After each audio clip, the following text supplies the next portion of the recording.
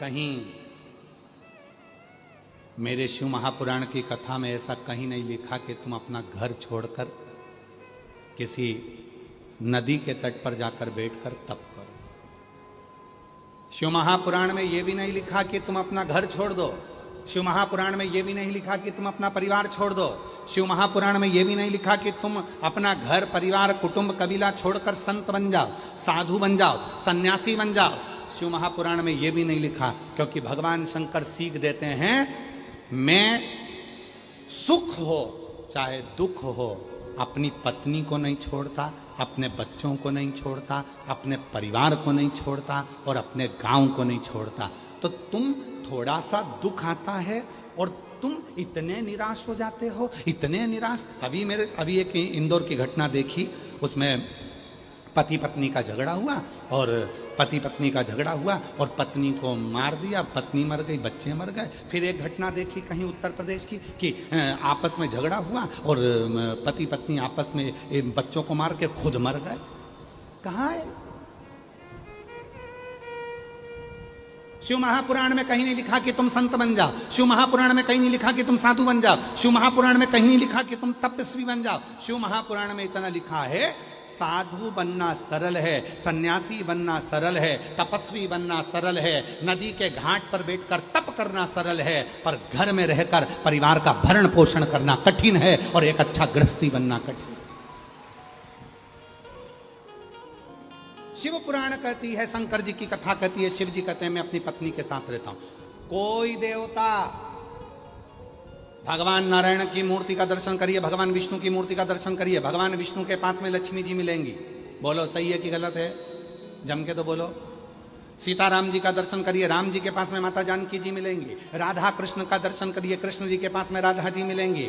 ब्रह्मा जी के पास ब्रह्माणी मिलेंगी। केवल 33 कोटि देवता में केवल एक देव अधिदेव महादेव से हैं जिनका शिवलिंग पृथ्वी पर होता है, जमीन पर होता है, और पार्वती जी का स्थान शिव जी के स्थान से ऊंचा होता है। उज्जैन महाकाल में जाकर दर्शन करो, शंकर जी नीचे, पार्वती जी ऊंची। सोमनाथ में दर्शन करो, सोमनाथ नीचे, पार्वती जी ऊंची। ओमकारेश्वर दर्शन करो, शंकर जी नीचे, पार्वती जी ऊंची। भीमा शंकर जाकर दर्शन करो, शिव जी नीचे, पार्वती जी ऊंची। केदारनाथ जाकर दर्शन करो, शिवलिंग नीचे, पार्वती जी ऊंची।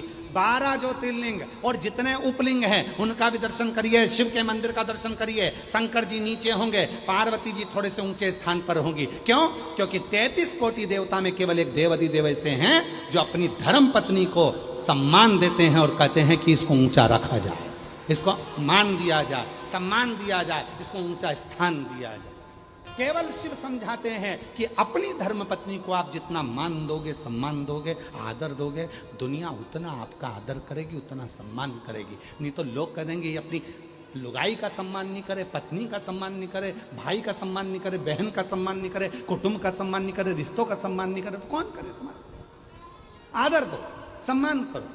भाई है तुम्हारा, भले द्रोही हो गया, भले दुश्मन हो गया, भले लड़ाई हो गई। बहन है तुम्हारी, भले लड़ाई हो गई, भले दुश्मन हो गया, कितना भी अंटी हो जाए, कितनी भी दुश्मनी हो जाए तो भी। और जितनी मेरी जीजियां बैठी हैं और जितने मेरे जीजा बैठे हैं, जितनी मेरी बेटियां बैठी हैं, जितने मेरे बुजुर्ग माँ बाप बैठे हैं, जितने बेटे बैठे हैं, सबसे करबद्ध निवेदन है, रक्षाबंधन का त्यौहार आ रहा है। तुम्हारे बहन भाई में कितना भी झगड़ा हो, तुम्हारी रिश्तेदारी में कितने भी झगड़ा हो, पर एक बार मेरा जितने जीजा बैठे हैं और जितने पुरुष कथा सुन रहे हैं और जितनी भाभियां कथा सुन रही हैं, सबसे निवेदन है, अपनी ननंद को भले कितना भी झगड़ा हो, एक बार फोन लगा कर बोलो, जीजी राखी पर आना है, राखी पर, जीजी राखी पर आना। अब कई लोग कहते हैं जी हमारी ननंद तो आती है, हम तो उसको साड़ी दिलाते हैं, हम उसको कपड़ा दिलाते हैं, उसके बच्चों को 100-100, 200, 500 का लिफाफा देते हैं, वो तो कुछ नहीं दे के जाती। मत दे, मत दे।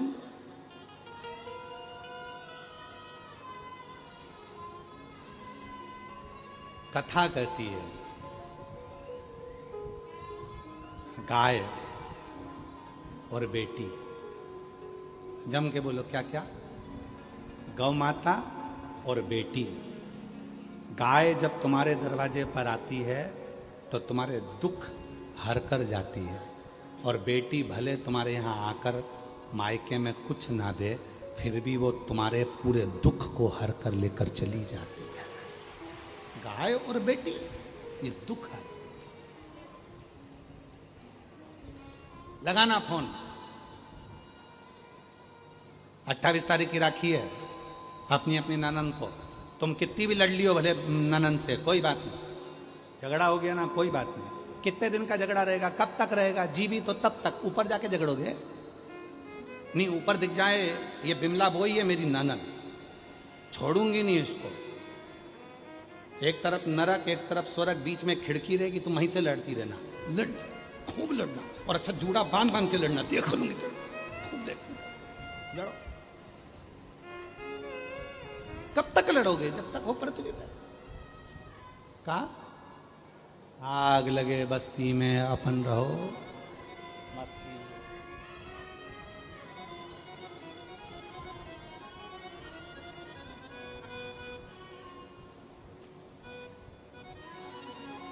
आग लगे बस्ती में अपन रहो, मस्ती में क्या किसको रोइए, जम के बोलो जरा चादर तान के सोइए, क्या करना अपन को, कौन क्या बोल रहा है, कौन क्या कह रहा है, क्या कह रहा है यार, मस्त आनंद में, खूब फुल स्माइल में, प्रसन्न चित्त। जितना ज्यादा कर्जा हो उतने ज्यादा खुश रहना, जितने ज्यादा बीमार हो उतने ज्यादा स्माइल में रहना, जितना दुख परमात्मा दे उससे, जितना दुख दे उससे दुगने खुश रहना।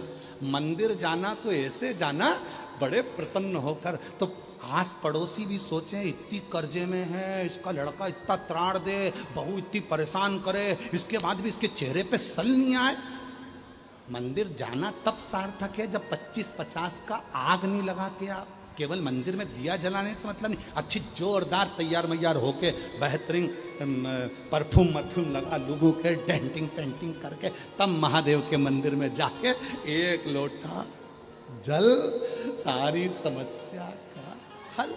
तो मोहल्ले के लोग कहेंगे इतना कर्जा, इतनी दुखी है, इतनी तकलीफ में, इसको इतनी बीमारी है, इसके घर में इतना तकलीफ चल रहा है, इसके घर में इतना कर्जा हो गया, इसके घर में ये हो गया, इसके घर में वो हो गया, उसके बाद भी इतनी नहीं मुस्कुरा रही है। और ये बात केवल पड़ोसी को नहीं लगेगी, स्वयं पार्वती जी भी शिव जी से कहेंगे भोले बाबा ये वही है जिसके घर में इतनी तकलीफ चल रही है। शंकर भगवान बोले तो तकलीफ तुझे क्यों है? भगवान पार्वती जी कहेंगे कि इतनी तकलीफ होने के बाद इतनी कैसे मुस्कुराती है? शंकर भगवान कहते हैं सुन पार्वती, दुख होने पर भी जो मुझे मुस्कुराता हुआ एक लोटा जल चढ़ाता है, मैं उसे आशीर्वाद में वही मुस्कुराहट दे देता हूं, मैं उसे मुस्कुराहट दे देता हूं। अब तेरी दुख की घड़ी गई, अब तेरी तकलीफ की घड़ी गई, तूने बहुत रो लिया, बहुत दुख कर लिया, अब चिंता मत करना, अब मैं हूं।